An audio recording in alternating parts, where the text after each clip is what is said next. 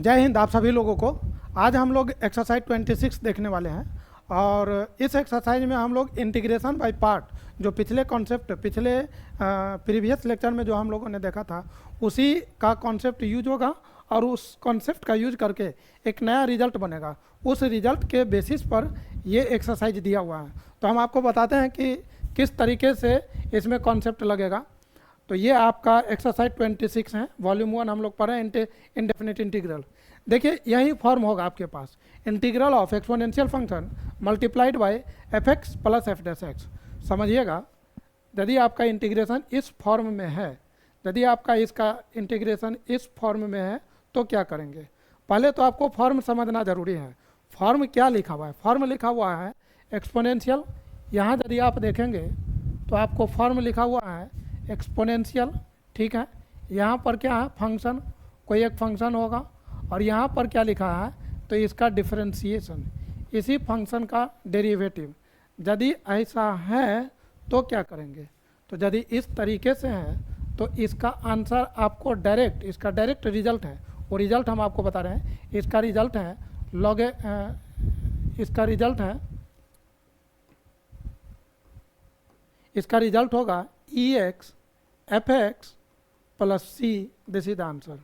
मतलब यदि इस तरीके से दिया हुआ है तो इसका आंसर हो जाएगा ई एक्स और ई एक्स में मल्टीप्लाई कर देना आपको एफ एक्स से और ये आपका आंसर हो गया। तो कहने का मतलब E x into F x plus F dash X है, तो ये रिजल्ट आप डायरेक्ट यूज कर सकते हैं। एग्ज़ाम में आपको इसका कोई डेरिवेशन नहीं पूछेगा, कोई भी एग्जामिनेशन में। और ये कैसे आया, तो आप इस तरह के क्वेश्चन को, इसके बेसिस पर जो क्वेश्चन आएगा तो इसको इस फॉर्म में पहले लिखना पड़ेगा। ज़रूरी नहीं कि आपको इस फॉर्म में दिया ही रहेगा, तो पहले आपको ऐसा फॉर्म बना लेना होगा और तब आपको ये रिजल्ट यूज करना है। ये हो गया।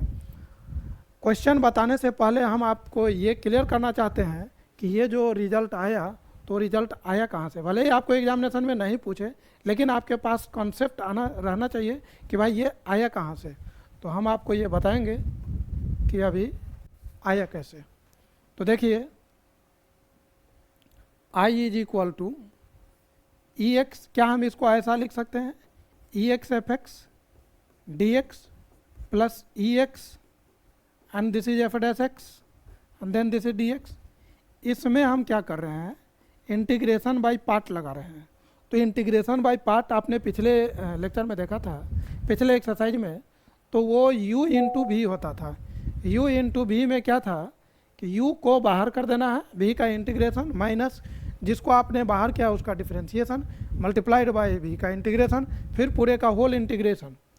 अब वहाँ पर u और v किसको माना था, उसके लिए कॉन्सेप्ट था आइलेट का। तो आइलेट में जो पहले आता था वो फर्स्ट फंक्शन होता था और दूसरा सेकेंड फंक्शन। अब यहाँ पर ज़रा देखिए, ये ई एक्स है तो भाई ये एक्सपोनेंशियल फंक्शन है। आइलेट में ई सबसे लास्ट में आता है एक्सपोनेंशियल। तो एक्सपोनेंशियल के अलावा जो यहाँ पर कोई फंक्शन होगा तो वो जाहिर सी बात है एक्सपोनेंशियल से पहले ही आएगा। तो यहाँ पर ऑलरेडी क्लियर है, आपका जो फर्स्ट फंक्शन होने वाला है वो आपका एफ एक्स है। कहने का मतलब ये आपका F x and then this is E x and then this is D x. ये हो गया आपका E x and then this is F dash x and then this is D X. भाई ये जो एफ एक्स है ये u हो गया और ये v हो गया। तो जो फर्स्ट फंक्शन है उसको बाहर करेंगे, मतलब एफ एक्स को बाहर करेंगे और इंटीग्रल ऑफ ई एक्स को इंटीग्रेट करेंगे, माइनस जिसको आपने बाहर किया था उसको आप डिफरेंशिएट करेंगे, मतलब derivative of f x multiplied by integral of e x and then पूरे का होल इंटीग्रेशन। तो पूरे का इंटीग्रल ये हो गया एफ एक्स और ई एक्स का इंटीग्रेशन ई एक्स होगा माइनस जिसको आपने अच्छा ये पहले से लिखा हुआ था तो इसको लिखना पड़ेगा E x and then this is F dash x and then this is D x. इसको हम लोग क्या लिख सकते हैं, एफ एक्स का डेरिवेटिव एफ डैश एक्स लिख रहे हैं एंड ई एक्स का इंटीग्रेशन क्या लिखेंगे, ई एक्स ही होगा और ये D X plus E x and then F dash x and then this is D X and plus C. अब ज़रा आप समझिए, क्या ये और ये सेम चीज़ है कि नहीं, E x into F dash X, और ये भी वही तो है, E x into F dash X, आप केवल ऑर्डर चेंज कर लीजिए। तो ये और ये दोनों सेम है तो कट गया, तो क्या मिला मेरे पास, E x into F X, ई एक्स इंटू ये हमारे पास आ गया E x into F x plus C is the answer. कहने का मतलब आपको पहचान में आना चाहिए कि ई एक्स के अलावा जो अंदर लिखा हुआ है तो आपको फंक्शन एक एफ एक्स होगा और एफ डैश एक्स है, तो आपको इसका आंसर लिख देना है E x into F X, this is the answer. अब इस पर क्वेश्चन कैसे आता है, किस तरह के क्वेश्चन है उसको ज़रा हम लोग देख लेते हैं। तो ये सब क्वेश्चन है, आप इस तरीके के ये सारे क्वेश्चन आप बना सकते हैं। ये एग्जाम्पल का शायद क्वेश्चन होगा, यहाँ पर एक्सरसाइज, चलिए आपको बना के दिखाते हैं हम। क्वेश्चन नंबर 1, देखिए इस क्वेश्चन को कैसे बनाएंगे हम लोग। क्वेश्चन नंबर 1 जरा देखिए, इसका solution I is equal to E x cos x minus sine x and then this is D x. तो आपको मैंने बताया कि आपको यहाँ ये क्लियर कर लेना चाहिए कि ये है क्या। तो ई एक्स ये हो गया आपका एफ एक्स और ये हो गया आपका F dash x and then this is D x. तो भाई इसका आंसर था E X, this is F x plus C, E x F X के जगह क्या है cos x plus C the answer, this is the answer. हो गया, कुछ नहीं करना था। इसको ज़रा देखिए, क्वेश्चन नंबर 2 को आप देखिए, I is equal to E x 1/x² minus 2/x³ and then this is D x. अब आपको समझ में आना चाहिए, आपका डिफरेंशिएशन पे ज़बरदस्त कमांड होना चाहिए, वो आएगा तो ही ये बनेगा, क्योंकि कभी कभी आप डिफरेंशिएशन नहीं पहचान पाएंगे कि इसका डेरिवेटिव ये है। तो अभी आपको समझ में आ रहा होगा, इसका डिफरेंशिएशन ये है f x plus F dash x and then this is D x. ये है कैसे, आप चाहे तो यहाँ पर दिखा सकते हैं कि let f x equal to, ये जो एफ एक्स है मेरा ये हो गया, ये एफ एक्स मैंने माना 1/x² को, जिसको आप लिख सकते हैं x का पावर -2 और इसका डेरिवेटिव एफ डैश एक्स, तो ये हो जाएगा -2 इंटू एक्स का पावर -2 - 1, मतलब -2 इंटू एक्स का पावर -3 -2/x³। तो ये चीज़ आपको डायरेक्ट आना चाहिए। आप चाहे तो यहाँ लिख करके दिखा दीजिए कि F x F dash x, तब आप लिखिए। सो हम बोल सकते हैं, so the given function given integral is in the form of ex, this is fx and then this is f dash x। अब मैंने ये दिखा भी दिया है, तो अब हम इसका आंसर लिखने वाले हैं ex and this is fx plus c। तो ये ex fx मेरा क्या है, तो 1/x² plus c the answer. तो इस तरीके से आप बना सकते हैं। तो मैंने बताया ex fx plus f dash x। कई बार क्या होता है कि वो वैसे नहीं लिखा रहेगा। अब ज़रा इसको देखिए, ये F x plus F dash x दूर दूर तक नहीं है, तो इसको क्या करेंगे, तो इस तरह के क्वेश्चन को कैसे हम लोग बना सकते हैं। थोड़ा सा आपको ट्रिग्नोमेट्री का कॉन्सेप्ट आना चाहिए। देखिए हम लोग इसको क्या लिखेंगे, question number 3, I is equal to E x लिखा हुआ है। अब ये 1 प्लस साइन एक्स और 1 प्लस कॉस एक्स, क्या हम इसको अलग अलग डिवाइड कर सकते हैं, 1/1 प्लस कॉस एक्स और sine x by 1 plus cos x. तो इसको हम लोग लिख सकते हैं, इसको दो तरीके से बना सकते हैं।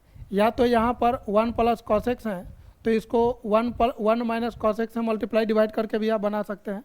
या नहीं तो इसको हम लोग लिख सकते हैं 1/1 plus cos x plus sine x upon 1 plus cos x. इस तरीके से मैंने लिखा and then this is D x. इसको हम लोग क्या लिख सकते हैं, 1/1 प्लस कॉस एक्स, तो इसको हम लोग लिख सकते हैं 2 cos स्क्वायर x/2। आपको याद होगा तो साइन एक्स को लिख सकते हैं 2 sin x/2 into cos x/2, half angle का फार्मूला। और इसको हम लोग लिख सकते हैं 2 cos square x/2 and then this is D x. समझिएगा ये क्या हुआ है, ई एक्स इसको हम लोग क्या ऐसा लिख सकते हैं 1/2 और कॉस स्क्वायर को 1/cos स्क्वायर को सेक स्क्वायर एक्स बाई 2, ये 2 से 2 कैंसिल होगा, प्लस यहाँ कॉस स्क्वायर है तो एक कॉस तो कैंसिल हो जाएगा और एक कॉस बचेगा जो साइन के साथ मिल करके 10x/2 देगा। तो इसको हम लिखने वाले हैं 10x/2 and then this is dx। अब आपको समझ में आना चाहिए कि कौन फंक्शन है और कौन डेरिवेटिव है। आप ज़रा ध्यान से देखिए, तो ये फंक्शन है और ये इसका डेरिवेटिव है, ये f' है और ये fx है।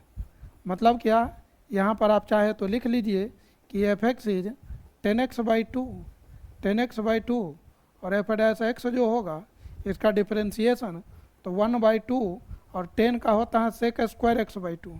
यदि आपको डिफरेंशिएशन नहीं आता है तो ये एक्सरसाइज थोड़ा सा आपको प्रॉब्लम कर सकता है, तो क्यों ना डिफरेंशिएशन पे कमांड कर ले, तो सेक स्क्वायर। अब यहाँ पर हम लिखेंगे सो आई इज इक्वल टू, क्या आंसर होने वाला है, E x F x plus सी। हम आपको ऑलरेडी बता दिए कि इसका डायरेक्ट आंसर है, डायरेक्ट रिजल्ट है, आप इसको यूज करिए। तो ये ई एक्स एफ एक्स क्या है 10x/2, तो 10x/2 plus C is the answer. I hope आपको समझ में आ रहा होगा। ये डायरेक्ट बनेगा, इसमें इसको इधर डिवाइड कर दीजिए, इसको इधर डिवाइड कर दीजिए, मतलब x/2x² minus 1/2x² and then this is E x. तो ये क्वेश्चन काफ़ी इजी वे में बन जाएगा। इसको कैसे बनाएंगे भाई साहब,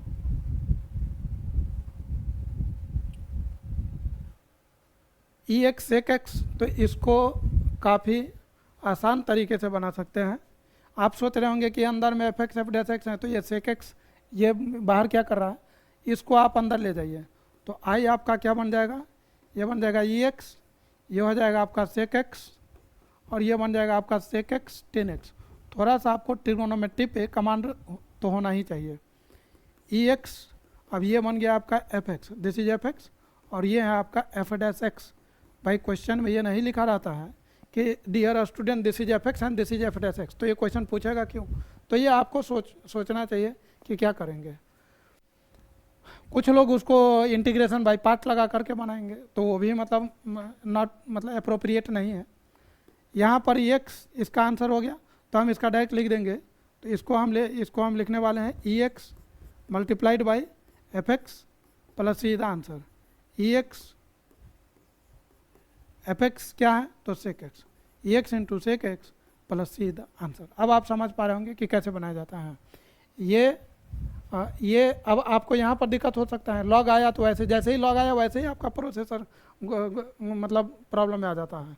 तो लॉग कॉस एक्स, ये आप ध्यान से देखिएगा, तो ये एफ एक्स है और ये इसका f'(x) है, डिफरेंशिएशन करिएगा तो मिल जाएगा, ये भी आपका बन जाएगा। तो इस तरीके से सारे क्वेश्चन बन जाएगा, ये बन जाएगा, ये भी बन जाएगा। अब आप इसको डिफरेंशिएट मतलब अलग अलग आप कर दीजिए, ये बन जाएगा। ये भी बहुत ही आसान क्वेश्चन है, इसको अलग अलग कर दीजिए तो बन जाएगा 10 इनवर्स x, ये भी बन जाएगा। तो कहने का मतलब ये एक्सरसाइज काफ़ी आसान था और काफ़ी छोटा भी एक्सरसाइज था। तो आज का लेक्चर हम लोग यहीं पर ड्रॉप करते हैं और हम लोग नए लेक्चर में नए कॉन्सेप्ट के साथ आगे बढ़ेंगे। तब तक के लिए आप सभी को जय हिंद।